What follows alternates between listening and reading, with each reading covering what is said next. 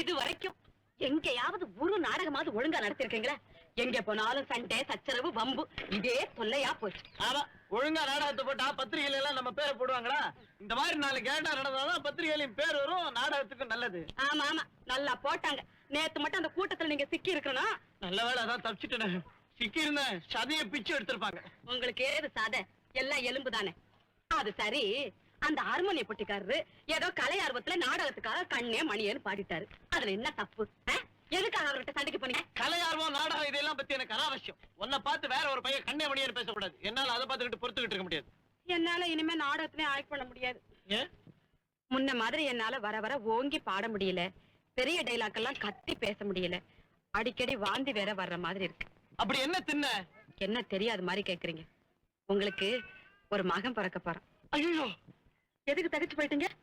நான் ஒரு பாவம் பண்ணலையே, எனக்கு எதுக்குமா?